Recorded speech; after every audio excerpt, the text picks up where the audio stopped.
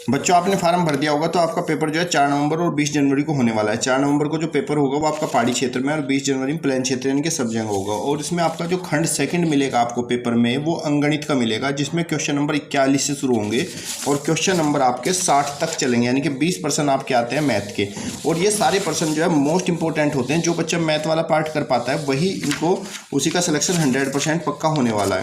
तो आज के पेपर में हम जो है आज की क्लास में हम लोग यही कंप्लीट क्लास करेंगे। 20 क्वेश्चन किस तरह के आपके पेपर में आते हैं, सारे सब्जेक्ट से मिक्स वाले हैं। तो चलिए देखिए शुरू करते हैं। क्वेश्चन नंबर 41 देखिए, दिया है 10/13 plus 5/13 minus 12/13 plus 6/13 plus 6/13 minus 13/13 है। हमें इसको हल करके बताना है कि इसका आंसर क्या आएगा। तो चलिए देखिए, सबसे पहले हम क्या करेंगे बच्चों, जितने हमारे प्लस के हैं उनको हम प्लस कर लेते हैं। ये 10 प्लस का है 5, 10 5 15 और 15 और 6 21, 21 और 6 27। तो आपका 27/10 और माइनस, अब जो हमारे माइनस की संख्या है देखो, माइनस 12/13 माइनस का है और 3/13, तो 12 और 3 को हम जोड़ लेंगे, 12 3 15, तो ये आपका 15/13 हो जाएगा। 27 में से 15 को माइनस कर देंगे, 7 में से 5 गया 2 और 2 में से गया 12/13, ये आपका बच्चों 13 है। तो 12/13 आपका ऑप्शन नंबर 3 राइट आंसर आएगा, क्योंकि यहाँ पे सबका एलसीएम तो समान ही है। अगला प्रश्न देख लीजिए, दूसरा प्रश्न क्या कह रहा है कि 7 सही 3/8 के समतुल्य क्या है। इसको हम दशमलव में बदलेंगे। तो बच्चों ये प्रश्न है हमारा 7 सही 3/8। जब आपका ऐसे 7 सही 3/8 मिक्स में होता है और आपको उसको दशमलव बदलना है, तो आप क्या करोगे, ये जो आपकी संख्या है इधर से बटे वाली, इस संख्या को हम दशमलव में बदलेंगे। कैसे, यहाँ पे हमारा अंश है 3 और हर है 8, तो अंश को हर से भाग करेंगे। ध्यान रखना, बहुत से बच्चे क्या करते हैं ना, बड़ी संख्या छोटे से वो नहीं करना, आपको ऊपर वाला जो आपका अंश है अंश को ही हर से भाग करना है। दशमलव लगाएंगे 0 आ जाएगा यहाँ पे। 8 तिया 24, 30 माइनस 24 आपका 6 बचेगा, फिर 0 लगा लेंगे। 8 सती 56 और फिर 10 में 6 गए 4, 0 8 पंजे 40, तो कितना आ गया 0.375। और ये जो देखो 3/8 को हमने बदला, ये जो सही वाली संख्या होती है जस्ट दशमलव की बगल में आ जाती है। तो इसका आंसर होगा 7.235। ऑप्शन नंबर 3 आपका राइट आंसर हो जाएगा। अगला प्रश्न देखते हैं, प्रश्न संख्या 43 क्या कह रहा है। प्रश्न संख्या 43 में पूछा गया है, देखो प्रश्न है, अंक 75208 से बनने वाली 5 अंकों की सबसे बड़ी सम संख्या क्या होगी। हमें सबसे बड़ी सम संख्या बनानी है।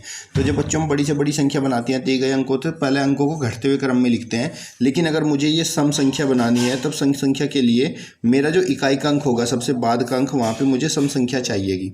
अब यहाँ पे देखो सम संख्या 2 है, 0 है और 8 है। और अगर मुझे बड़ी से बड़ी संख्या बनानी है, तब हमारे बाद वाली संख्या ना सबसे छोटी होगी। लेकिन सम बनानी है तो सम वाली सबसे छोटी क्या है, 0, तो यहाँ पे हम 0 रख लेंगे। और बाकी की जो संख्या उनको घटते क्रम में लिख देंगे। आपकी 8 7 5 2 और 0, तो आपका संख्या बन जाएगी 87,520। ये आपकी सम संख्या होगी और इन्हीं अंकों से मिलकर बनेगी। ऑप्शन नंबर आपका दूसरा राइट आंसर होगा। अगला प्रश्न देख लीजिए। अगले प्रश्न में बोल रहा है कि 24 64 और 120 का एलसीएम क्या होगा। इसमें हमें बच्चों एलसीएम बताना है।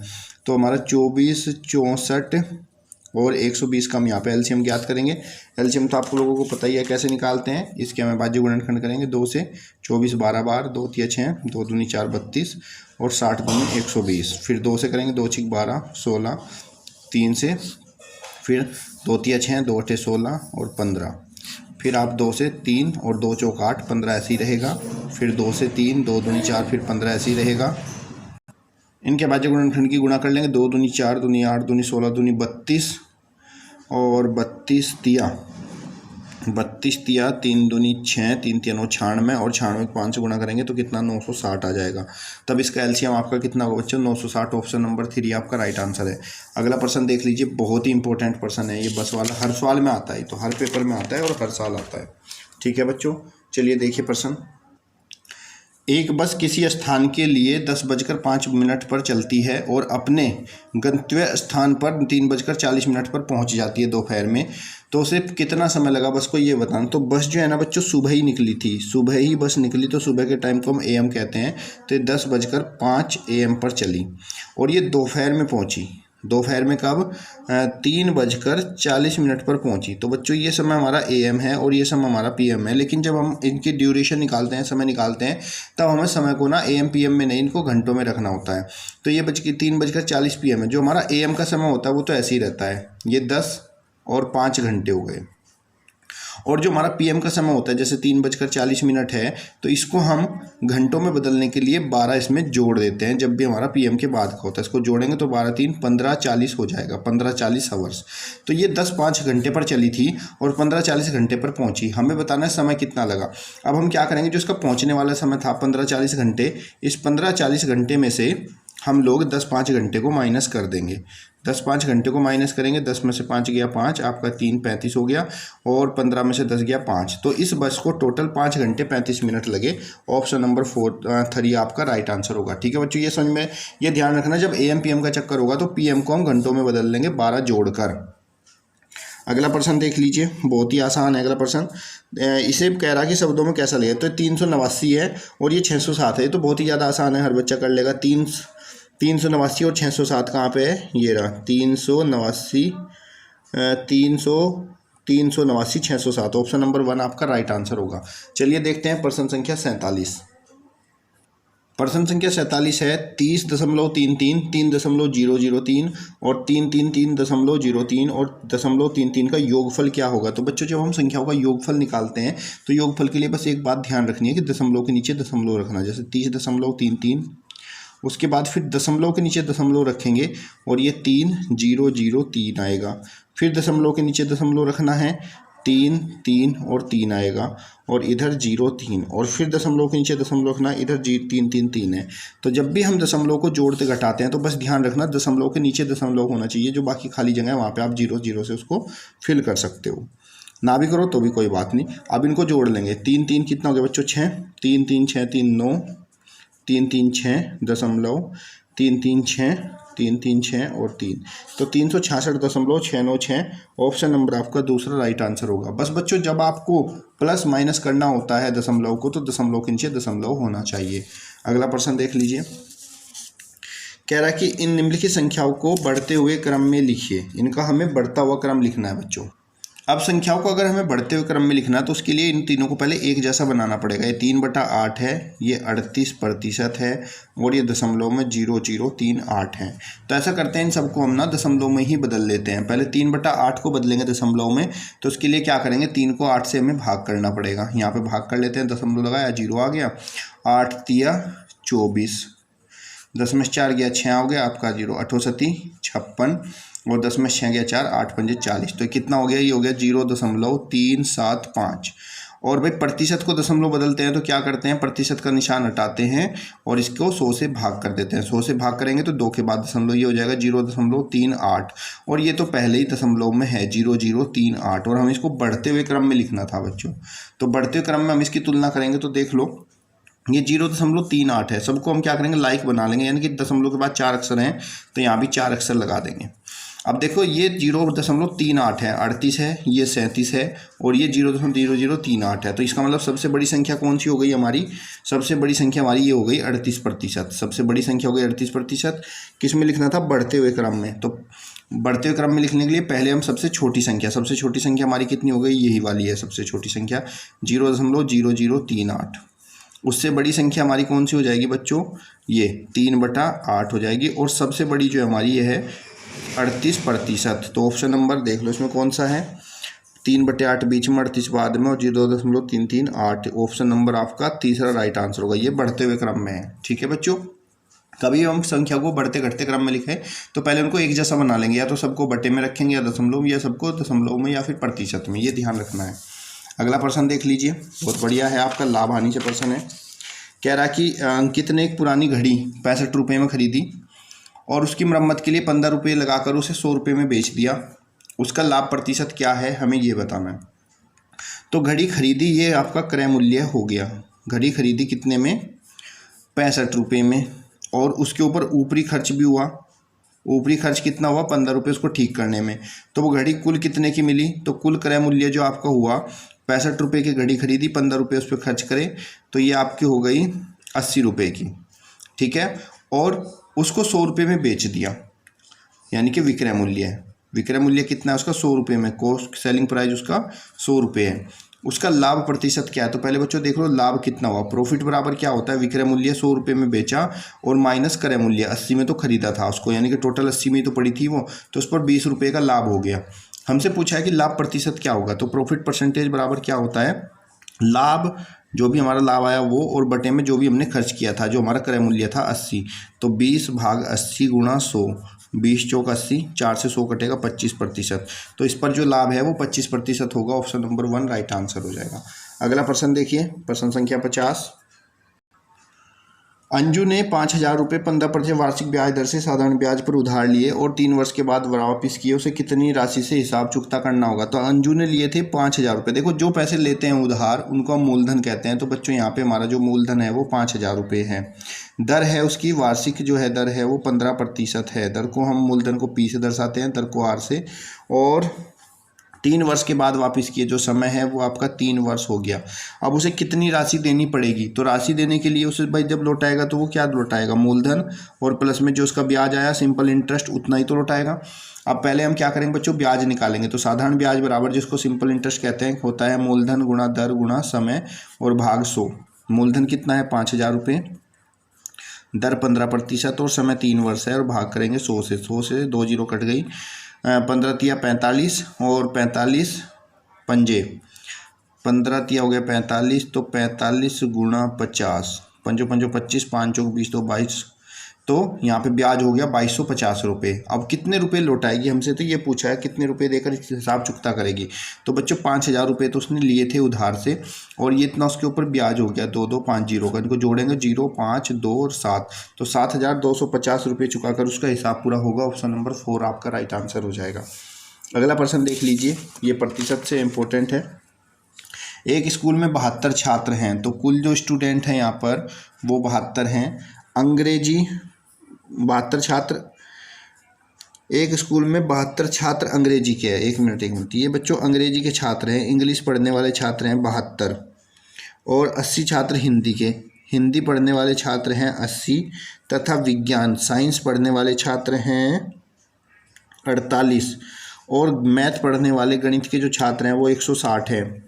तो अंग्रेजी पढ़ने वाले छात्रों का प्रतिशत बताओ कितना था। तो उसके लिए क्या करेंगे बच्चों, पहले हम टोटल सबको जोड़ लेंगे, कुल छात्र कितने हैं इनको प्लस करेंगे, 8 2 10, और यहाँ पे बच्चों आपका 6 4 10, 8 18, 18 और 7 25, और एक हासिल था हमारा 26 हो गया, और एक 2, तो कुल छात्र हैं बच्चों 260।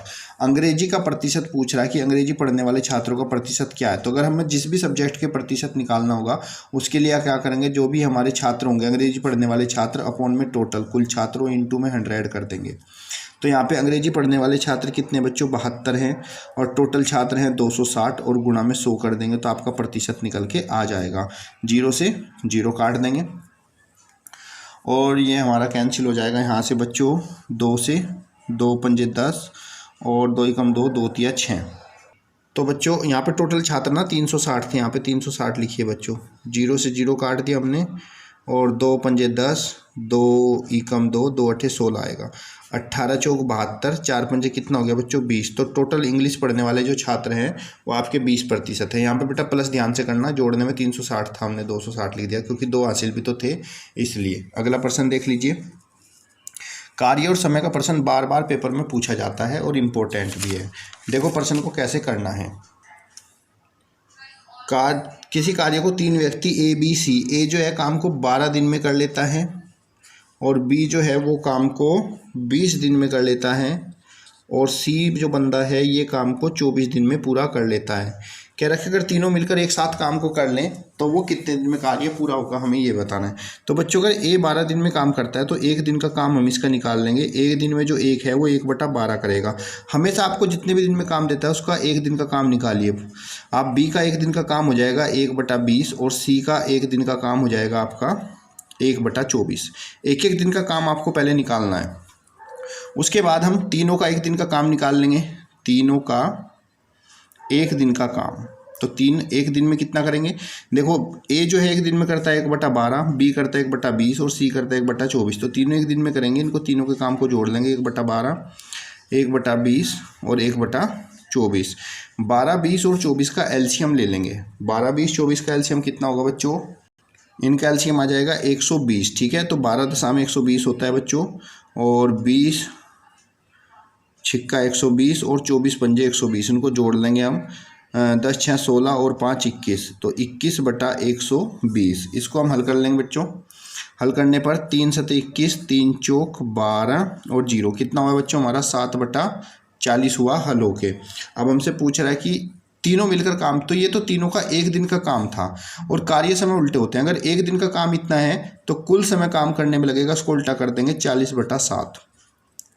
ये हो जाएगा 7 पंजे 35, 5 40, तो 5 सही 5/7 दिन इसमें लगेंगे। ऑप्शन नंबर 1 आपका राइट आंसर होगा। कभी भी ऐसा सवाल आता है आपका तो उसके लिए क्या करो, पहले आप सबका एक एक दिन का काम निकालिए। ठीक है, एक एक दिन का काम निकाल कर तीनों का एक दिन का काम निकालो। तीनों को एक दिन का काम, तीनों को जोड़ देंगे। जोड़ के जो भी आंसर आएगा वो हमारा एक दिन का काम है, लेकिन हमें तो बताना कि कुल समय कितना लगेगा। तो हम इस काम को उल्टा कर देंगे, यानी कि अंश को हर, हर को अंश कर देंगे और ये हमारा कुल समय पता चल जाएगा। इसको यहाँ पे सिंप्लीफाई करके 5 से ही 5/7 आ जाएगा। अगला प्रश्न देखिए, प्रश्न संख्या 53 इंपॉर्टेंट है। देखो बच्चों, ए ने अपने धन का 2/7 भाग बी को दिया। ए ने अपने धन का 2/7 भाग, यानी कि ए का 2/7 भाग जो है वो किसको मिला? बी को। और बी ने क्या किया? बी ने अपने धन का 4/5 भाग जो है वो किसको दिया? सी को दिया। और सी के पास जो धन है वो 1760 रुपये हुए, यानी कि बी गुणा 4/5 और सी को कितना मिला बच्चों? 1760 रुपये मिला। ठीक है, तो यहाँ से हम बी को निकाल लेंगे। देखो बी के साथ में जो गुणा में होता है वो इधर जो है उल्टा हो जाता है, नीचे वाली संख्या ऊपर जाती है और ऊपर वाली नीचे। तो बी को मिलेगा 1760 गुणा 5/4। हल कर देंगे इसको। 4 चौक 16 बचा, 1 4 चौक 16 0, तो बी बराबर 440 गुणा 5। इसको हम हल करेंगे बच्चों, तो ये हो जाएगा 500, 5 चौक 20, 5 चौक 20 तो 2200 रुपये। तो बी के पास थे 2200 रुपये। अब ए ने जो है उसका 2/7 भाग बी को दिया था, यानी कि ए का 2/7, ए गुणा 2/7 बराबर क्या है? बी, जो कि 2200 रुपये आया है। यहाँ से हम इसको हल कर लेंगे। ए बराबर कितना होगा बच्चों? 2200, और देखो जो इधर बटे में होता है वो इधर गुणा में जाता है, तो गुणा 7 और बटे 2 से काटेंगे तो 1100। अब ए के पास जो धन था 11 7 77, तो ए के धन के पास जो धन था 7700 रुपये हो जाएगा। ऑप्शन नंबर 4 आपका राइट आंसर। उम्मीद करता हूँ समझ में आ गया होगा। देखो ध्यान से देख लो, ए अपने धन का ए का जो 2/7 भाग था वो बी को दिया, और बी ने अपने धन का 4/5 भाग सी को दिया, और सी के पास था 1760 रुपये। तो इसकी मदद से हमने इसको हल करके बी का मान निकाल लिया। बी के पास 2200। अब ये जो बी के पास 2200 है वो ए का 2/7 है। अब यहाँ से हमने बच्चों 7 की तिरछी गुणा करी, 2 इसके बटे में इसको हल किया, तो ए के पास 7700 आ गया। आइए देखते हैं अगला प्रश्न। देखो बच्चों, प्रश्न, एक टंकी का 350 लीटर पानी डालकर भरा जा सकता है। एक टंकी है जिसमें 350 लीटर पानी डालकर उसको फुल भर लेंगे। यदि टंकी का 2/7 भाग भरा हुआ है तो टंकी की धारिता क्या होगी? देखो इस प्रश्न को मैं किस तरीके से आपको कराता हूँ, बढ़िया तरीके से। देखो 2/7 भाग भरा हो, यानी कि इस टंकी के हम पूरे 7 भाग में इसको बांट लो, कि टंकी के पूरे कितने हैं? 7 भाग हैं। 1 2 3 4 5 6 और एक भाग और बना लिया हमने 7। इस टंकी का 2/7 भाग भरा हुआ है, यानी कि 7 में से जो हमारे 2 भाग हैं ना ये पूरे भरे हुए हैं। ठीक है, और इसमें 350 लीटर पानी डालकर इसको पूरा भर सकते हैं, यानी कि ये जो बचे हुए भाग हैं, यानी कि 2/7 भाग तो हमारा पूरा भरा हुआ है। तो खाली कितना भरा हुआ? खाली कितना बचा बच्चों? 5/7 भाग बचा हमारा खाली। और इस पूरे भाग में, इस यहाँ से यहाँ तक ये जो टोटल भाग है ना, इस पूरे भाग में हमारा 350 लीटर पानी आ सकता है। तो इसका मतलब एक भाग में कितना पानी आएगा? यह है 1 2 3 4 5 6। ठीक है, 2 2 4 1 5 भाग हमारे खाली हैं। तो इसका मतलब 5 भाग में कितना पानी आएगा भाई? 350 लीटर आएगा। तो इसके एक भाग में कितना पानी आएगा? इस 5 हिस्सों में तो 350 लीटर आएगा, क्योंकि इतना खाली, इतना और भर सकते हैं इसको। तो एक भाग में आएगा 350 भाग 5, 5 7 35 70। तो एक भाग में कितना आएगा बच्चों? 70 लीटर पानी आएगा। तो ऐसे करके सभी भागों में भी तो 70 लीटर ही पानी आएगा बच्चों। तो टोटल कितना पानी आ सकता है, टोटल तो 7 है, तो 7 7 49, 490 लीटर इसके अंदर पूरा पानी आ सकता है। तो इस तरीके से आप हल कर सकते हो ऑप्शन नंबर 2। और दूसरा तरीका आपको मैं बताता हूँ कैसे करेंगे। अगर आपको दूसरा तरीके से करना है तो आप मान लीजिए भाई टंकी की जो टोटल धारिता है वो x है, x का 2/7 भाग भरा हुआ है, तो x में से 2x/7 माइनस करेंगे और ये खाली भाग बचेगा जो कि किसके बराबर होगा, 350 लीटर के बराबर होगा। हल कर लेंगे, 7x माइनस के 2x/7 बराबर 350, 7 में से 2 गए, 5x/7 बराबर 350 होगा, बिल्कुल ऐसे ही। x का मान ज्ञात करेंगे, तिरछी गुणा करेंगे, 350 गुणा 7/5, 5 7 35, 7 7 49, तब भी 490 लीटर ही आएगा। लेकिन बच्चों जो मैंने ये तरीका बताया ना आपको पहले वाला, इससे आप MCQ में आपको बहुत हेल्प मिलेगी, आसानी से आप इसको कर पाओगे। अगला प्रश्न देखिए, प्रश्न संख्या 56। ये तो बहुत ही आसान प्रश्न है। कह रहा है कि अगर यह हमें दे रखा है 999999 को हम 33 से भाग करते हैं तो हमारा कितना उत्तर आएगा। देखो 33 तिया 99 हो गया। यहाँ पे 0 0 ऊपर से 9 उतारेंगे, 9 में पहाड़ा नहीं चलेगा, तो ना चलने के लिए हम क्या करेंगे, 0 लगाकर अगली संख्या उतारनी पड़ेगी। फिर 33 तिया कितना हो गया बच्चों, हमारा 99 हो गया। फिर 0 0, फिर हमने एक संख्या तो ऐसे ही उतार सकते हैं, लेकिन अगर दूसरी उतारनी है तो 0 लगा के उतारना पड़ेगा। 33 तिया 99, बस यही इसमें था कि अगर हम दूसरी संख्या उतारते हैं तो 0 लगाना पड़ता है, तभी दूसरी संख्या उतरेगी। इसलिए हमारा उत्तर आ जाएगा 30 30 3, ऑप्शन नंबर आपका फर्स्ट राइट आंसर। ठीक है बच्चों, अगला देख लीजिए। यदि एक घन का संपूर्ण पृष्ठ 24 वर्ग मीटर है तो भुजा क्या होगी। देखो घन का संपूर्ण पृष्ठ जो होता है बच्चों, घन का संपूर्ण पृष्ठ जो होता है वो होता है 6 गुणा भुजा का वर्ग। तो इसका मतलब 6 भुजा का वर्ग बराबर कितना है, 24 है। तो भुजा का वर्ग a² बराबर कितना होगा बच्चों, 24/6 हो जाएगा, 6 चौक 24। तो a² बराबर कितना हो गया बच्चों, 4 हो गया। जब इधर से हम बच्चों वर्ग हटाना होता है तो जब इधर से वर्ग हटाएंगे तो इधर लग जाएगा हमारा वर्गमूल। तो a बराबर √4 जो है, 4 का वर्गमूल क्या होता है, 2 होता है, क्योंकि 2 का वर्ग 4 होता है।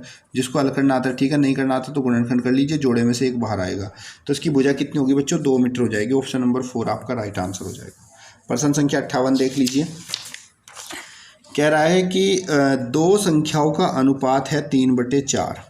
दो संख्या मान लो, एक संख्या a है और एक संख्या b है, इनका अनुपात 3/4 है और उनका योग है 420। टोटल जो योग है वो 420 है, तो इनमें छोटी संख्या क्या होगी हमें ये बताना है। तो भाई इसके लिए हम क्या करेंगे, देखो ये योग दे रखा है, तो ये जो हमारी संख्या है ना इसका योग, इनके अनुपात का योग कर लेंगे, जिसको अनुपातिक योग बोलते हैं, जिनको अनुपातिक योग कहते हैं। तो अनुपातिक योग कितना हो गया आपका, 3 + 4 = 7। अब हमें कौन सी संख्या पूछी है, छोटी। तो बच्चों जिसका अनुपात छोटा होगा वही आपकी छोटी संख्या होगी। अब अगर हमें छोटी संख्या ज्ञात करनी है तो छोटी संख्या के लिए क्या करेंगे हम, जो टोटल योग है 420 उसको भाग करेंगे अनुपातिक योग से और गुणा करेंगे छोटी संख्या के अनुपात से। छोटी संख्या यहाँ पे a है, जिसका अनुपात छोटा होगा वही छोटी संख्या होगी। गुणा में 3 कर लेंगे, इसको हल कर लेंगे, 7 × 42 60, 60 × 3 = 180। तो छोटी संख्या क्या होगी बच्चों, 180 हो जाएगी। ठीक है बच्चों, उम्मीद करता हूँ समझ में आ रहा होगा। अगला प्रश्न देख लीजिए, प्रश्न संख्या 59, बहुत ही इंपॉर्टेंट है चाल तथा समय से। एक रेलगाड़ी की लंबाई 250 मीटर है। रेलगाड़ी की लंबाई 250 मीटर है। तो जो रेलगाड़ी की लंबाई होती है बेटा उसको ही दूरी मानते हैं जब वो खंभे को पार करती है, तो यानी कि जो दूरी है वो 250 मीटर हो गई। जो 60 किलोमीटर प्रति घंटा की चाल से चल रही है, रेलगाड़ी की जो चाल है ना वो 60 किलोमीटर प्रति घंटा है। तो बच्चों जब हमारी दूरी मीटर में हो और चाल किलोमीटर प्रति घंटा में हो तो इस चाल को भी हमें मीटर प्रति सेकंड में बदलना पड़ेगा। और मीटर प्रति सेकंड में बदलने के लिए हम चाल को किससे गुणा करते हैं, ये आपको भूलना नहीं है, ये हमेशा ध्यान रखना है। इसको हम 5/18 से गुणा करते हैं मीटर प्रति सेकंड में बदलने के लिए। काट देते हैं, 6 × 6 6 × 18 कितना हो गया बच्चों, 50/3 मीटर प्रति सेकंड, ये इसकी चाल हो गई। ठीक है, अब पूछ रहा है खंभे को पार करने में कितना समय लगाएगी। तो बच्चों समय बराबर होता है आपका दूरी बटा चाल। तो दूरी कितनी है बच्चों, 250 मीटर, चाल कितनी है 50/3। जो नीचे वाली संख्या वो ऊपर चली जाती है बच्चों, 250 × 3/50, 50 से 250 5 बार कटेगा, 5 × 3 = 15। तो उस ट्रेन को 15 सेकंड लगेगी पूरे खंबे को पार करने में। ठीक है, तो ऑप्शन नंबर 4 आपका राइट आंसर है। जब भी कोई रेल किसी खंबे को पार करती है या किसी व्यक्ति को पार करती है तो जो रेलगाड़ी की लंबाई होती है वही आपकी दूरी मानी जाती है। चाल अगर हमारी मीटर प्रति सेकंड में है तो कोई बात नहीं, अगर किलोमीटर प्रति घंटा में और दूरी मीटर में है तो उसको मीटर प्रति सेकंड में बदलेंगे। और चाल को मीटर प्रति सेकंड में बदलने के लिए बच्चों 5/18 से गुणा करनी होती है। और अगर मुझे किलोमीटर प्रति घंटा बदलना है तो उसको उल्टा कर देते हैं, 18/5 से गुणा करनी होती है। बस ये ध्यान रखना आपको। अगला प्रश्न देख लीजिए, लास्ट प्रश्न है और बढ़िया प्रश्न दे रखा है। कह रहा है कि इसमें हमें ये गुणा ओ माइनस ट्रायंगल बराबर स्टार, और स्टार का मान ज्ञात करना है। यहाँ पे हमें दे रखा है इनने वर्ग का मान 5 दे रखा है, तो 5 गुणा ओ का मान है 8 और माइनस ट्रायंगल का मान है 6। हल कर लेंगे, 8 पंजे 40, पहले ब्रैकेट हल करेंगे, माइनस के 6 बराबर में क्या है स्टार। 40 में से 6 गया कितना हुआ 36, तो स्टार की वैल्यू कितनी हो गई बच्चों आपकी 36 हो गई। नहीं, 40 में से 6 गया कितना बचेगा 34, तो स्टार का मान कितना हो गया बच्चों आपका 34 हो गया। तो बच्चों उम्मीद करता हूँ आपको सवाल समझ में आ गए होंगे। वीडियो को शेयर और लाइक करिए। और पेपर तो आपको पता ही है बच्चों, आपका 4 नवंबर और 20 जनवरी को आपका पेपर है, तो उसके लिए कमर तोड़ मेहनत करिए, क्योंकि मौका ज़िंदगी में एक ही बार मिलता है।